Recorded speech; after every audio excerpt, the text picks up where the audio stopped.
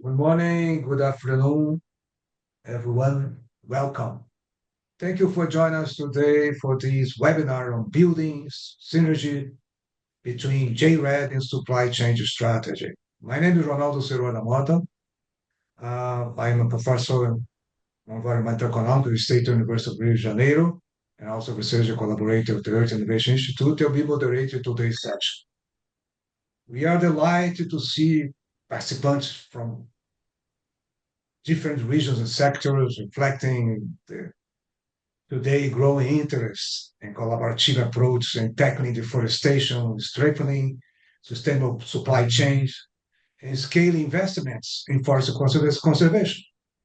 But before we begin, I'd like to provide a bit of context of today's section. The webinar is being organized as part of the Scaling JREDD Coalition. It's a coalition which was launched in COP30 in order to accelerate action and finance for forests at the scale needed for tackle climate goals, global climate goals. The coalition brings together governments, indigenous people and local communities, investors, standard setters, civil society organizations, and private sector actors. The idea is to help grow and strengthen high integrity jurisdictional forest conservation and credit system. Today, webinar is specifically on activity of the JREDD Supply Chain Strategic Working Group. This working group within the coalition is led by Earth Innovation Institute and the Accountability Framework Initiative. And it was established to explore how jurisdictional REDD programs and responsible supply chain strategy can work together to accelerate forest conservation while supporting sustainable commodity productions and trade. So the working group has three main aims. One is to raise awareness and deepen understanding of the opportunities and benefits of what could come aligning JREDD program and supply chain strategy.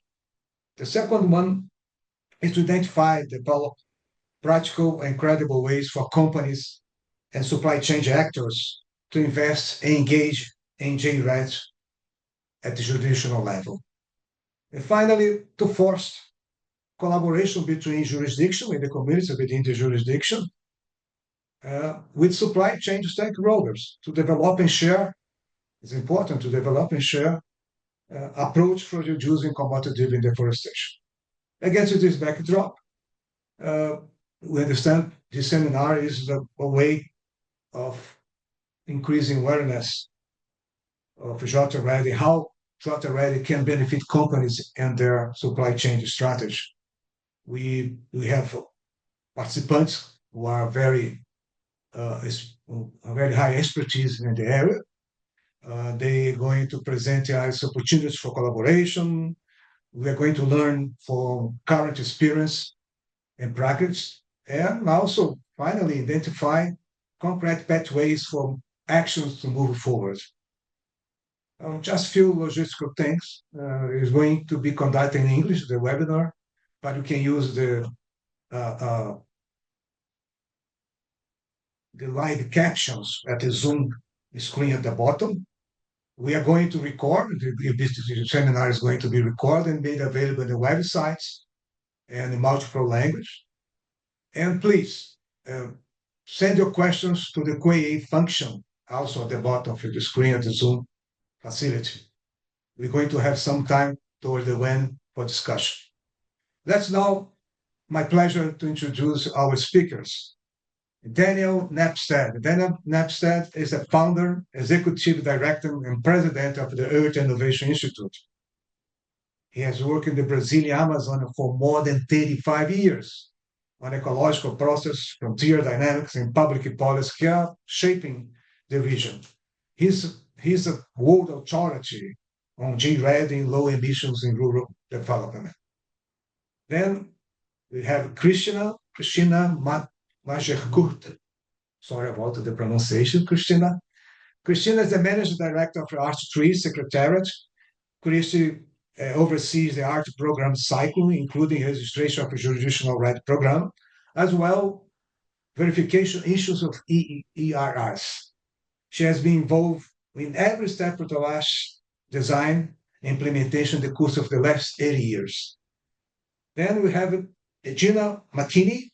Gina is Executive Vice President Corporate Engagement at Emergent and the Living Coalition. Prior to joining Emergent, Gina worked at the Business for Social Responsibility, Kingfishers PLC, other initiatives to support and promote sustainable supply chains. Then we come with Richard Smith. Richard is the Executive Director of the PCI Institute at Mato Grosso State, a private and non-profit organization that was established in the state to carry on the program Produce, Conserve, and Include, PCI. The PCI coordinates stakeholders, mobilize funding, supporting agriculture, sustainable agriculture, forest conservation, promoting public policy, managing projects you could advance environmental protection, economic development, and social inclusion. Finally, on the list, Simon Hall. Simon is the Director for Strategy Initiatives, Forest and Nature at the Walmart organization. He leads philanthropic strategy and supports corporate sustainability priority to integrate forests, nature, climate, and people. Thank you all five for being here with us and sharing your expertise and perspectives. And let's start with Dan Epstein, who's going to give us an overview about those opportunities on linking JREDD and supply chain strategy. Please have the screen, Dan. Hello, everyone. Wonderful to have this opportunity to discuss this really important issue. I think Tawani is going to pull up my presentation. My role is to really set the context for the discussion that'll be pursued deeper in various angles by the other panelists. This is a preview of a primer we'll be releasing in a few weeks, trying to interpret jurisdictional REDD for companies and what are the opportunities for companies to engage with jurisdictional REDD and to have benefits from jurisdictional REDD. Next slide, please. First, I think everyone has seen this graph. It's bad news. The annual loss of tropical primary forests, this is Global Forest Watch data, the trend is going in the wrong direction. Even deforestation has been persistently high, and we have this new phenomenon of wildfires during extreme drought years that in some years is almost affecting as much forest as deforestation. There is a bit of good news, though. Next slide. Proximal. And that good news comes from a different type of data that measures above ground biomass directly. You know, there are companies like Glorious Geospatial, the source of this data, other companies that make these maps globally. And here the green part of the graph is uptake, okay, gains in carbon by forests or tropical forests around the world. The red part is loss. So that's where deforestation and degradation are causing carbon to go into the atmosphere. The good news is that these two are almost balanced as the area of damaged and regenerating forests gets bigger and bigger every year. That also means that if we take emissions down significantly, this could become by far the world's biggest climate solution over the next 10 to 15 years. Having the emissions would mean that tropical forests are absorbing 12 to 15% of global emissions of carbon from all human activities. Next slide, Proximal. The central tenet of this webinar is that to realize that potential of the tropical forest climate solution, we need to bring the two main strategies for getting us there together. We need to find ways of harmonizing these strategies, for linking them synergistically. And that is the theme of our working group, and it's the theme of this webinar. One of the challenges is that there's a lot of confusion about what jurisdictional REDD is. And my role here is to try to clarify that a little bit and to to point us to some of the ways companies can get involved. Next slide, Proxima. To define it succinctly, we can say that jurisdictional REDD is a mechanism for structuring and funding regional transitions to forest-friendly, equitable rural development. And it was launched in 2007 in the Bali COP, really in recognition, creating a mechanism for developing countries, many of developing countries where most of their emissions come from land use change, to give them a very significant role in the global climate solution. Next slide, Proxima.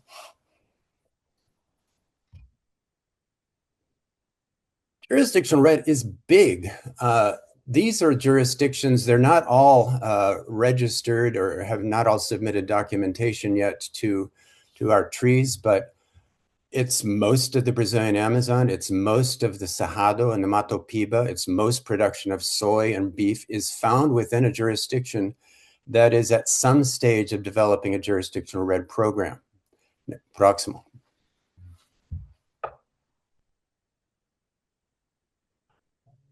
JREDD is evolving. Many of us may not even think of the Brazilian Amazon Fund as a JREDD program, but it is one of the early iterations of JREDD where results are compensated through donations embedded in contracts.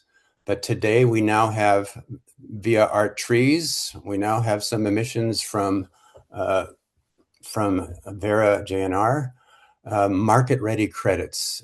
It's a very different type of JREDD. And I think it's important to point out that there's always a lag, right? Our trees was launched in 2021. That means that the 2024 science-based targets evidence around carbon offsets didn't yet have much evidence to go on around our trees. There just hadn't been much to report on because we've only now got a single country that's issued credits. Next slide, Proximo. It is simple, it's not restrictive, and it's focused on public policies. And I think in all these ways, it's quite different from independent private REDD projects. Credits are based upon collective state or nationwide performance. They're not assigned to individual properties. They're not assigned to individual communities. And there are no restrictions placed upon communities or farmers. That's one of the huge misconceptions about jurisdictional REDD. It doesn't take away farmers' right to legally clear forests. Participation is voluntary. No one is imposing upon you.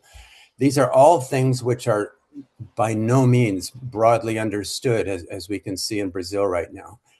Proximal. JREDD is also comprehensive. Its early iterations focused on deforestation, but now trees credits are only issued if a jurisdiction is successfully reducing emissions from both deforestation and forest degradation. The sum of those has to be lower than the baseline, the 5-year average. And then once those are achieved, once those reductions are achieved, then removals can also be the basis for additional credits. So when we remember that slide of the losses and the gains starting to get very close to each other, this is a mechanism that addresses the main fluxes of carbon to get us there, to move that net line above zero. Proximal. JREDD, this is from an analysis we're currently doing of the 28 jurisdictional REDD jurisdictions that have documentation that are moving through the accreditation process. Reference levels are adjusted downward every 5 years, not as a moving average, but as a new average based on the previous 5 years. That is a very conservative baseline. Our trees does not recognize carbon removals being made by degraded forests. That is a very big flux of carbon going into vegetation in many regions. Deductions for leakage, permanence, uncertainty often exceed 40% of the potential credit pool. And we've found that in many cases, that's a very conservative deduction. trees does not account for rising emissions caused by climate change. Some jurisdictions, they do a great job in slowing deforestation, and then along comes a mega drought, and even though they're putting a lot of money into controlling forest fires, it's too much, and that is not really accounted for. So these are not criticisms of our trees. They're just to point out that in a world where there's a lot of criticisms of REDD credits, that criticism does not really apply to our trees for almost any issue you bring up. Next slide, próximo.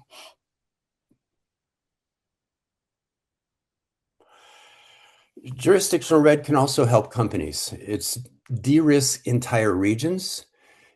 By keeping a lot of forests on the landscape off farms, it increases resilience, it increases evapotranspiration, it reduces drought severity and wildfire. There's a lot of science behind this. It's the source of high integrity carbon credits for companies that want to do that. We'll be hearing about some of those companies today. It's a very simple framework for generating low carbon commodities. Very specifically, companies that are trying to comply with the land sector removal standard, which will become active in 2027, JREDD programs can help those companies include removals in their Scope 3 emissions and their mitigation efforts. Overall, in our working group, we've decided, let's look at everything we can do with the existing frameworks for supply chain strategies in JREDD, and let's build a pathway so that these two frameworks can co-evolve and become more synergistic over time. Próximo. I believe that's it. Thank you. Thanks, everyone. Thank you, Dan. Just an overview on the JREDD program and how JREDD program can be connected and linked to supply chain strategy. I think we emphasized it very well. I think JREDD is able to overcome some great criticism we've been seeing on REDD, independent project activities and credits. And we have this kind of also collaboration would be very useful because the JREDD program is not only the issue of credit, but also the way the benefit sharing of the JREDD program is done is based on very large public consultation. So we have the engagement of the local communities, indigenous people. It is a very good opportunity for supply chain strategy. Thank you very much, Dan. And now I turn to Christian Mascherkurt from R-Trees. And Christian, thank you again for being with us. We're going to have in this next speakers a different approach. We're going to be very informal.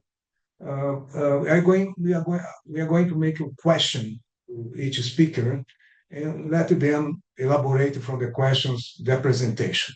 So I start with Christy. Christy, R-Trees is currently the leading operational standard for jurisdictional REDD. Many companies have forest impacts as part of their supply chains.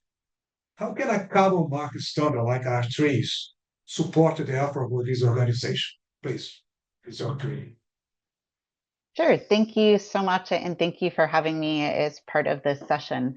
As Dan mentioned, I don't know if everybody's familiar with ART. So just to ensure that we're on the same page. So ART is a carbon crediting standard. We only do jurisdictional REDD Plus credits. So that means we only look at large scale, so national or large subnational REDD Plus programs. So all of our participants are either national or subnational governments. And we're looking at the emissions reductions and removals that result from their programs that halt and reverse deforestation and degradation.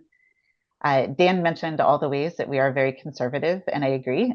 We are conservative. We're a relatively new standard, so we had the opportunity to learn from all the programs that went before us and to really analyze the market requirements to be considered high integrity. So we do have, the uncertainty deductions and leakage deductions and everything else that is required for a market context to ensure that the demand side sees and recognizes these credits as really best in class. I will say, Dan, that we desperately want to find a way to do restoration of degraded forests and give credits for removals from that. And we're still waiting for a really solid approach so that we can say it's as robust as the rest of our crediting approaches. So we'll get there, but you are correct that for now, we don't give removals credits for restoration of degraded land. One of the things that I think we often get asked about for jurisdictional REDD is, really, what is it? Is it just a bunch of projects that happen to be in the same area, or what makes it different? And Dan alluded to this, but just to reemphasize that these are really landscape-wide programs that are integrating activities and actions at all the different scales. This isn't just a top-down approach. This is really setting a framework for integrating actions and participation from local communities, private sector, all the way up to regional governments, municipalities, every scale along the way. If you don't have that integration and you don't have that alignment, you're going to miss opportunities for having really effective and sustainable programs. So as I mentioned, the private sector is part of this ecosystem and one of the really key stakeholders. And we know that companies are already investing heavily in ensuring or deforestation-free or conversion-free supply chains and looking at what their activities are causing in these different regions. But these companies are but one player in the landscape. And so, they can't do everything on their own, and it's going to be really critical that they have alignment with it and are working with the other actors in the sphere. Trees, we think, really offers that pathway for companies to interact with the jurisdictions in a few different ways. We know different companies have different desires, and so we think that there are different ways to engage. So, the simplest is investment, right? Companies could invest directly in the jurisdictional programs with upfront funding, for example. It takes a lot of resources to do proper consultations, proper data collection, especially because we require degradation data as well. That's not something that every jurisdiction has great data on. Our safeguards are very robust, and it does require a lot to meet them. So most jurisdictions do need upfront funding or could definitely benefit from it. So that would be one option.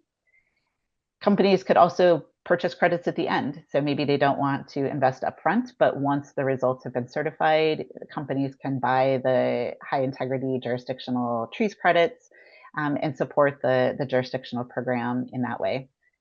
Either way would complement what companies are already doing in the activities that they're investing in their supply chain, but this would help the governments and the local actors reduce deforestation across the entire region where that organization is working. Another option would be to use the jurisdictional framework to help quantify the impact of the company's activities within their supply chain. So again, trees is our standard, and so it includes the requirements for carbon accounting and the safeguards and all the other different elements. Because we're a jurisdictional program, we require governments to monitor and report on the results across the entire jurisdiction. So the collective results, as Dan called them. We don't allow them to carve out different areas. They have to look at everything that's happening, even if activities are not happening in every hectare across that jurisdiction. So, with that, if there are companies doing supply chain work or doing different, investments in activities in that area, the jurisdictional monitoring will pick up the results from those activities. We know, and we've been told by organizations that, one of the things they're looking at is how do they quantify the impact of these supply chain efforts. So in some cases, they're trying to write their own monitoring methodology. They're evaluating whether they can do anything with safeguards or not, or if they should just look at the carbon impacts or the deforestation impacts. But how do they actually quantify that? How are they doing the monitoring? How are they reporting it? Who's checking that this is an appropriate methodology, or that the results are what they're being claimed to be? What sort of audit process there are? There's a lot of different elements that go into this. And again, companies are doing this and investing the resources and getting the right experts to address these challenges but it does take time and effort, and they might come up with different approaches or different quantification methods than the government is using or the jurisdiction is using to quantify the results across the entire landscape. So one opportunity would be for the organizations to work with the jurisdiction and use the jurisdictional monitoring as the basis for the claims that they're making for their investments or for the activities that they're doing. This has a lot of benefits in that, one, it reduces the burden on the supply chain activities. You can still, depending on the way the jurisdiction chooses to do it, you can still have allocation of results to different areas and still, have attribution to different collective efforts or individual efforts if needed. So, there's still that opportunity, but it would ensure that the claims made at the jurisdictional level and, at the supply chain level are better aligned, that the data is the same, and that the safeguards are fully implemented in a thoughtful way across the entire jurisdiction, and really gets the government involved, because there's some things that only the government can do, but then there's other things that the local actors are going to be better at. So it should just increase the efficiency of the efforts. So it would be another way of trying to work with the government, depending on the nature of the activities. We've also seen companies offering data. So if they're doing restoration work, for example, they might have site-specific data that would be really helpful for the jurisdictional monitoring. So there's a lot of different ways.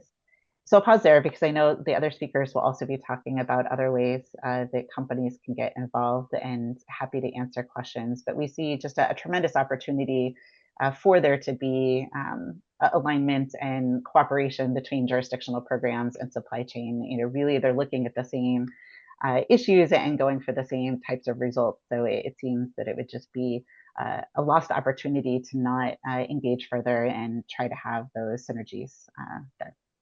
So thank you.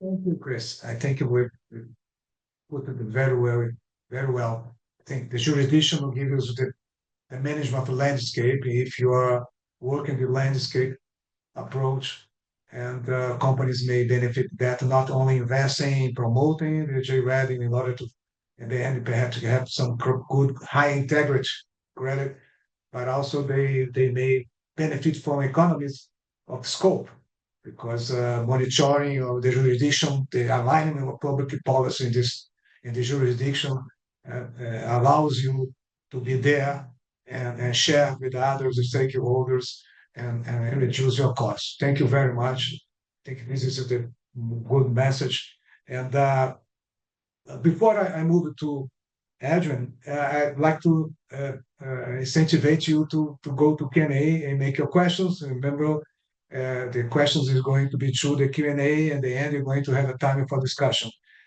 So Adrian from Emergent, Adrian, thank you again for being here with us.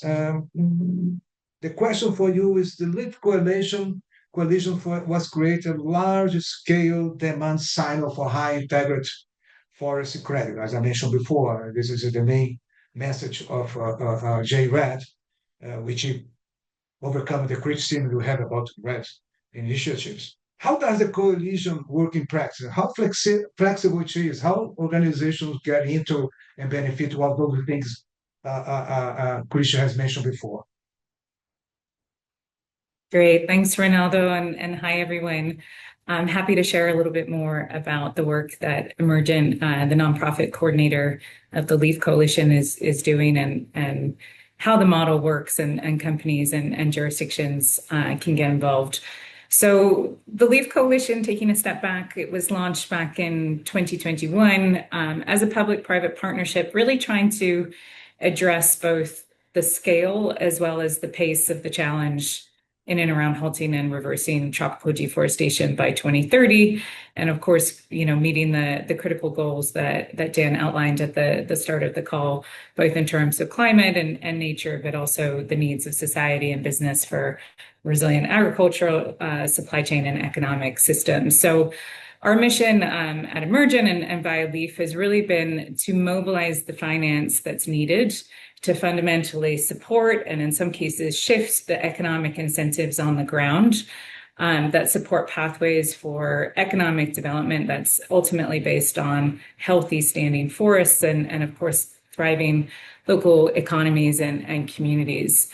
And the primary way in which we've been doing this is through mobilizing a new market for jurisdictional REDD Plus forest carbon credits.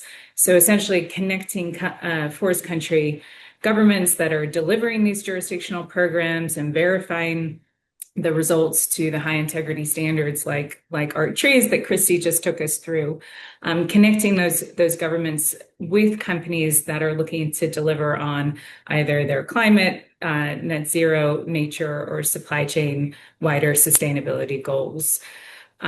So the way in which those transactions work is that as a nonprofit, our goal is really to maximize the proceeds, maximize the revenue from these transactions to stakeholders on the ground at the forefront of this work in forest countries.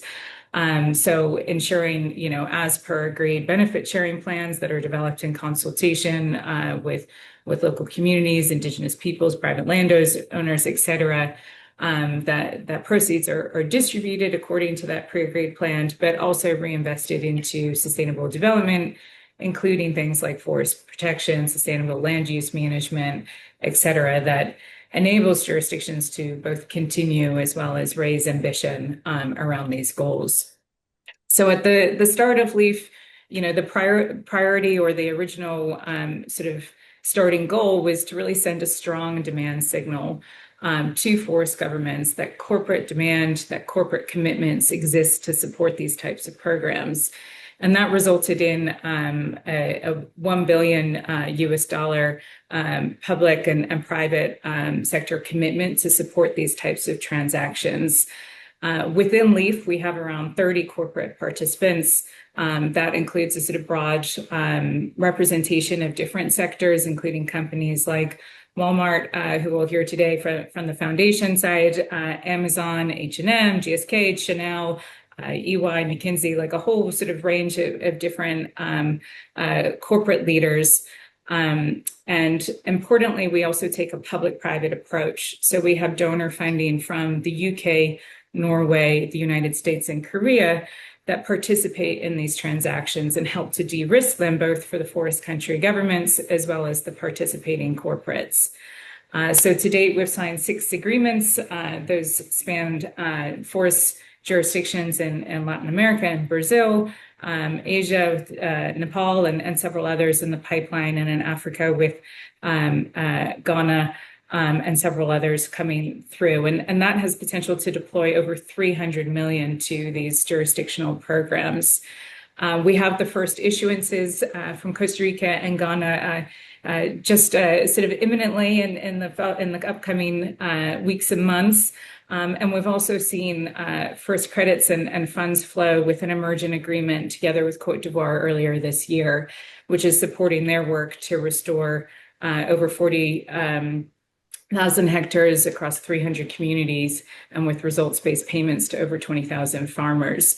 So we're really looking now to scale with more agreements and growing private sector demand. And I think coming to that question around sort of flexibility, I think from the corporate perspective, many of the companies that are engaged in this approach are doing so, really to take a leadership approach to their climate goals, leverage high integrity credits as part of their net zero strategies.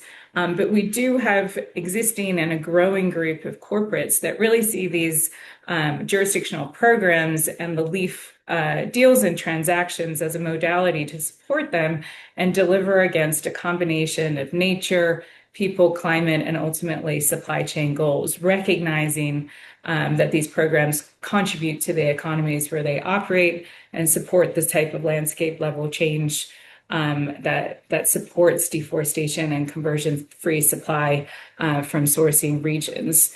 So those companies can contribute to the transaction without taking title necessarily of the carbon credit, and which is essentially the unit of transaction and a high integrity one to do so, and ultimately help to pool their finance with other companies to really support the flow of funds to this work on the ground to help sustain and scale maybe the existing in value chain work that they're doing and are encouraged to do.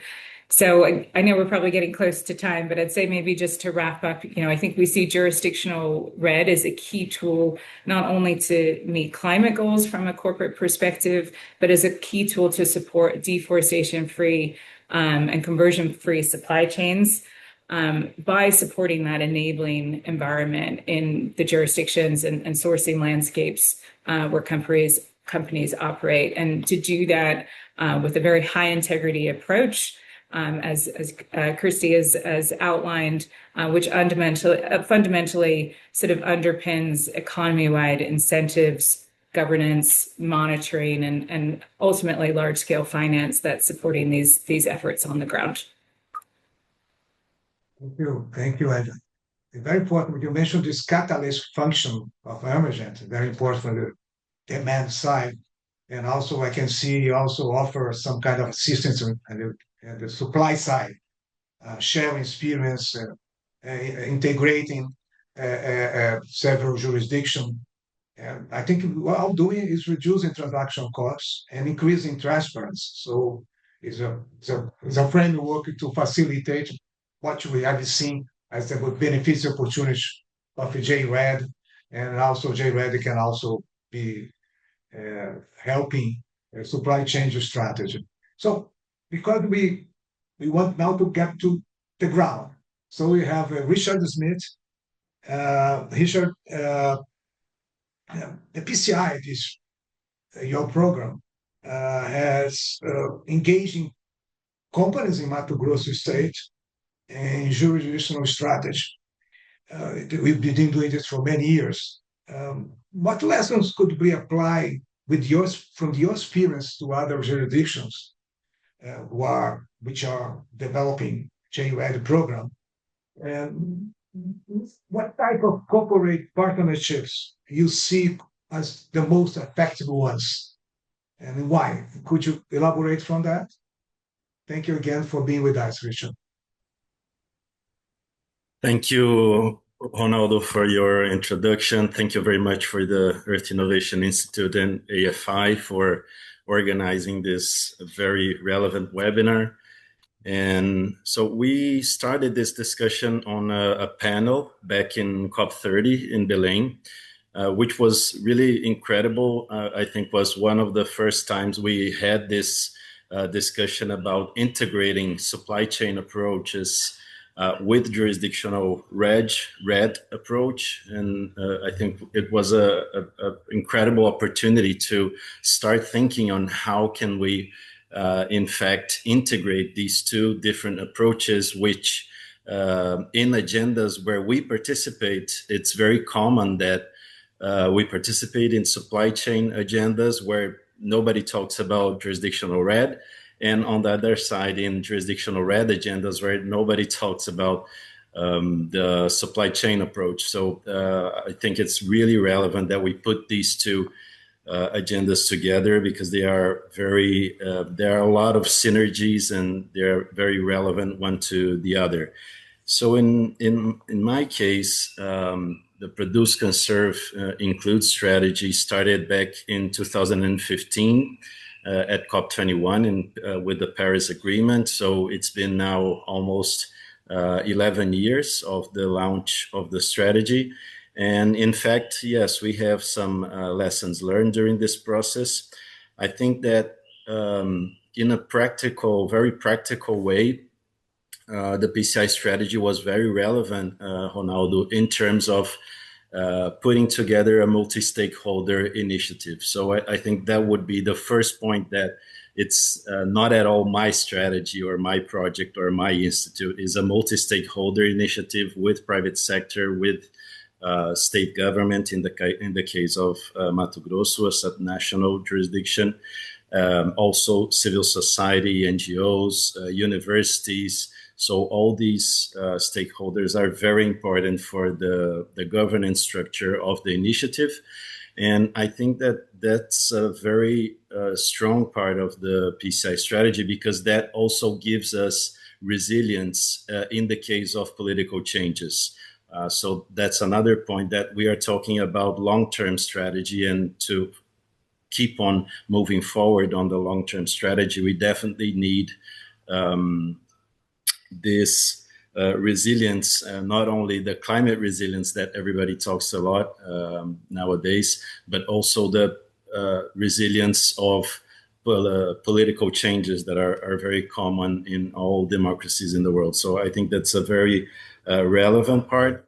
The other part is that a strategy with governance need very clear goals. So we need metrics, we need to measure these metrics. And so the PCI Institute has that role of leading the implementation of the strategy, again, together with all these different stakeholders, but also to monitor these 24 goals that we have that are organized in these three pillars. So sustainable production, conservation and restoration, and also the social inclusion part. So to monitor these goals over these years is also very relevant. We have year basis monitoring of these goals. So that's also a very relevant point in the PCI strategy, and it's obviously very relevant under the R3s and under the Leaf Coalition initiative. I think that these are common points between us. And so in the jurisdictional scale initiative, we also need some practical actions and projects going on the ground, because it's very hard to keep the governance, to keep stakeholders and leaders engage in the process if they don't see investments, if they don't see real concrete actions on the ground. So that's where we have a strategy that goes into the municipal level action. We call it Pactos PCI in Portuguese, or PCI compacts in English.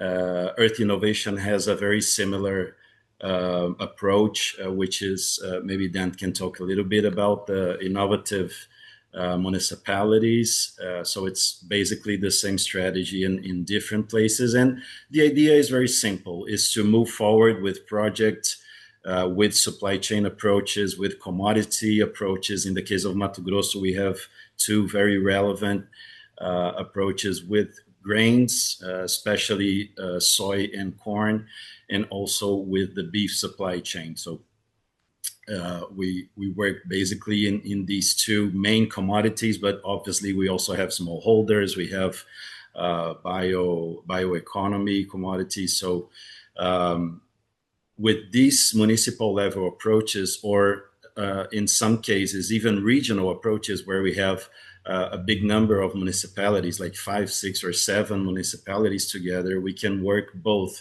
in deforestation and conversion-free production of these commodities, but also preparing the ground for a jurisdictional approach as a starting point somewhere.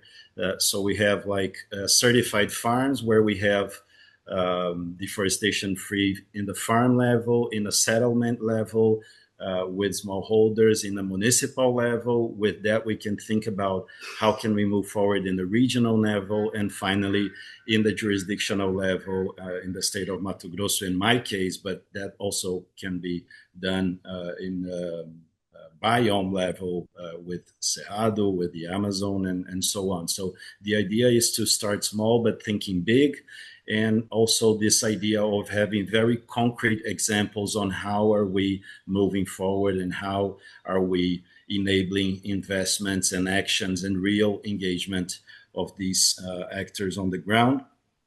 And so I think Christy and Edwina talked very well about how can companies support all these let's say the journey of the jurisdictional approach. I think they brought very clear examples of how can companies support. And I would add also these landscape level projects where we have been working with local leaders to implement these projects on the farm level, municipal level, or even in some cases in regional level, where we have a group of companies thinking together on how can, in a pre-competitive forum, in a pre-competitive approach, how can companies that have this common objective of creating deforestation and conversion-free landscapes work and put investments in implementation partners that are doing the work on the ground. I think these would be my first contributions, Ronaldo. Thank you, Richard. I think it was very important to emphasize this multi-stakeholder approach, also together with the multi-level action. So you work in the jurisdiction, but within the jurisdiction, you have a different landscape. You may give priority for some, and that is going to be very important for supply chain strategy because they can find a layout, a framework, existing framework to work there. And I now move to the last speaker, which is going to say something about the companies to be engaged in JREDD, and supply chain strategy alignment. Simon, thank you again for being with us. Walmart and Walmart Foundation have been leaders in supporting both supply chain and jurisdictional strategy for addressing tropical forests, including, I think, we work in Mato Grosso as well. And what opportunities do you see for creating stronger synergy between supply chain and strategy for JREDD for slowing tropical deforestation? I mean, give us the side of the company who has been already engaged in this alignment. Yeah, thanks. It's a pleasure to be here. Thanks for the invitation. I'll try to be brief because I know we don't have a ton of time and there's so much that I could sort of talk through. Maybe I'll just sort of highlight very briefly like 3 levels that we're sort of working at across Walmart and Walmart Foundation. So the first is at sort of what I might just call a farm or supply chain level. So this is where the deforestation, conversion-free policies that we have as a business, the expectation of work that we have as suppliers. So this is really important. Why are we doing this? There are investor expectations, there are associate staff expectations, there are NGO reputational issues, regulatory issues, et cetera. So this is where that sort of farm level supply chain DCF kind of work lives for us. Super important. A lot of this for us in the context of Brazil or Indonesia or other sort of forest commodities touch down in really critical supply chains, and those supply chains touch down in really critical production landscapes and jurisdictions. So we also see that this is a both and kind of equation for us. So while we're doing the supply chain DCF work, we also see opportunities to try to build and strengthen resilience at a larger scale. You can strengthen resilience on the individual farm, but the efficacy of that is rather limited. And so working at a larger territorial scale is really the sort of unit that we need to be working at, the scale that we need to be working at to really deliver resilience. For a business, resilience translates into surety of supply. So why would business, why are we focused on sort of this additional kind of like level of intervention at the landscape of jurisdictional force? There's two reasons. Mainly, there's lots, but like the main ones are like that's the scale at which we need to deliver resilience and surety of supply. And 2, very practically speaking, there's very low levels of fidelity in the supply chain for many of these commodities. The producer, the farm, that's in your supply chain one moment is not necessarily the farm that's in your supply chain the second moment. So the prospect of making significant corporate investments in an individual farm is quite challenging for us because there's very little stickiness in that. Everything runs on a spot market. It may be there, may not be there, but we have a much higher degree of confidence that we will continue to be sourcing from a key production region or a territory or a jurisdiction. So making investments at that level is really strategic and complements to a great deal the work that we're doing at the DCF supply chain level. So just there's sort of a very conceptual, clear resilience, and obviously why resilience, we're trying to reduce volatility, build surety of supply, but also just how you deploy those investments and how sticky those are at sort of what level. So that's a little bit. Then the third level that we're working at is where the jurisdictional REDD+ work comes in. So again, you sort of have farms and sort of supply chains in really critical areas where we're building the landscape jurisdictional sort of support infrastructure for. And then at the end of the day, there's always the question, how do you pay for all this stuff? We can obviously support to a certain degree. We are in many ways, but there's much more capital that's needed to unlock and catalyze the scale of action that's needed. And so we see jurisdictional REDD Plus as a really critical complementary sort of mechanism to all of those sort of first two pieces that we described. So if those jurisdictions are delivering on DCF, if those jurisdictions are protecting, restoring forests, more sustainably managing key production, they will have good results. Those results will yield credits. Those credits can be sold in the market. The proceeds from those sales can be reinvested back into those communities. The reinvestment can then sort of support additional action. That additional action can drive more results. Those more results can drive more credits. And we get this nice sort of like virtuous cycle, this positive flywheel sort of moving where good work's happening, results are being credited in a high integrity way, and it's sort of helping fuel more of that. That's ultimately what we want to see and why we're kind of working at those three levels.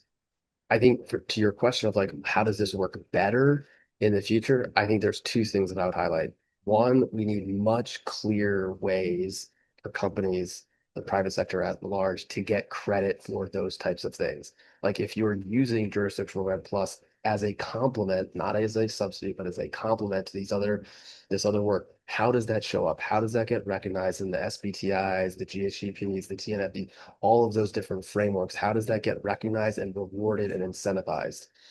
The second piece is I think we also need to expand the aperture around jurisdictional REDD Plus in the sense that, yes, credits get transacted. Yeah, that is a thing. However, that's only a part of it. As we know, I think did a really good job touching on this, which is like, yes, there are credits. However, that's not the only thing. And I think Christina also sort of hit on this point, which is like, if you were to say, hey, find me a really efficient sort of way to invest credibly in a high integrity way that's been vetted by an independent third party in a place that drives climate, nature, and people benefits. Like jurisdictional REDD Plus and the art and the trees credit is a great mechanism to deploy that capital in a way that sort of does a lot of due diligence in a lot of the way that like commodity certifications work. I don't have to go and audit all the farms and do all of that sort of hard work myself because I trust in the product that exists and I can just use that as a way to deploy resources in a really efficient way. So some may come at it from like, hey, I want the credits, I want to use those. And I'm going to offset residuals in as part of my broader work. Others may come in and say, hey, I just want to be able to find a really efficient way to invest in this place because I care about climate, nature, and so the commodities that I'm sourcing in. And credits are just a mechanism and a means to help enable that. And I'll just retire them with the host jurisdiction, like right off the bat. And we can sort of think through what are the soft claims around that are sort of like mitigate offset, but you still get credit and you still get to say something for what you're doing. So I think like it's like get credit in the climate frameworks and then figure out sort of this narrative around how we use these mechanisms for maybe a slightly different sort of way that we've traditionally thought about credits and offsets and all the baggage that kind of comes with that. So I'll stop there because I know we're short on time, but hopefully that's some helpful context about what we're doing. Thank you very much, Simon. I think we did a very good job because we emphasized the catalyst function of JREDD, and also we also emphasized the complementary aspect of JREDD for supply chain strategy. This is important. And presenting your experience, you showing this is business also is part of approach for reducing commodity-derived deforestation.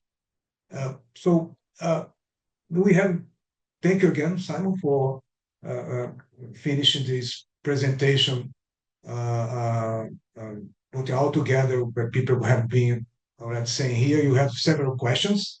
I'm afraid our time is running out. I would say that well, the recording of the webinar is going to be available, and also we have time for one or two questions, perhaps. First of all, I'd like to ask you, Chrissy. Chrissy, so many questions to you about the R3s. Perhaps you could say something about where those maybe those questions could find any website on your report, some answers for that. Absolutely. So I felt very popular as I saw all the Q&As come in. So thank you for all the great questions. In 3 minutes, I am not going to be able to cover all of them. I am pretty sure that my contact information is going out with the webinar stuff. So please feel free to email me directly and happy to send you the different resources. Super quickly in 3 minutes, trees does not require 1 nesting. minute, 1 minute, 1 minute. 1 minute. Okay. Sorry. But what I will say is trees does not require nesting. So it is absolutely permissible and allowed under jurisdictional REDD Plus to have private sector projects that are crediting under different programs. There are many reasons why that could be really attractive for both the jurisdiction and the private sector. What we require is that there's no double issuance. So we do have requirements around ensuring that we're not double crediting there. With that, there are different opportunities for trying to align methodologies. Again, we don't require it though. We have no control over project standards. So we have different ways that we've seen governments address those concerns. Trees is agnostic. What we require is that the jurisdictional governments and the stakeholders get together and decide on an approach that works best for them, whether that is actually having nesting or no nesting and avoiding double counting. It just has to be done in line with our safeguards. So it can't be a unilateral decision and everybody's rights have to be respected. We don't feel like we're the best ones to tell you how it should work in your jurisdiction, which provides a lot of flexibility and a lot of different opportunities. But that is 1 minute. So there's obviously, I could do a whole hour on nesting and double cleaning and things like that, and happy to talk more, but I will pause there. Thank you very much. Okay, look, we have one specific question. If Simon and Adrian could just give you a half a minute.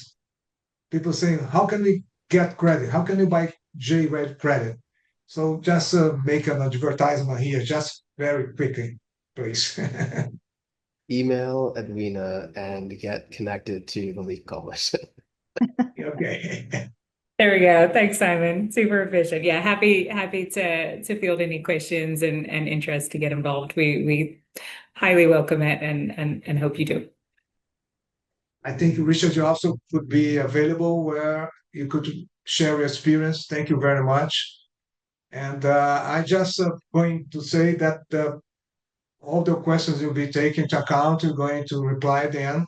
You're going to make not only the recording, but the replies of the questions. And I just give you just last minutes for them to wrap up and give us some idea about where do we go from here. Thank you, Dan. Please please close the section for me. I'll do the 20-second version. I think a big message here is this space is evolving. It's co-evolution. To bring these two frameworks together really requires dialogue, sitting down, understanding the perspectives and how the other framework works if you're on one side or the other. And I'm really leaving this discussion today very optimistic that we're at a point now where we're going to see these two frameworks really find more and more synergies, more and more linkages, because they're not static. They need to evolve, and I think we're all part of that process. So thank you all for your participation today. Back to you, Ronaldo. I got to say again, thank you all. Thank you, not only the participants, but also those who've been with us for this hour. Bye-bye. See you next time. Thanks, everyone. Bye. Thank you. Bye. Bye-bye. Thank you.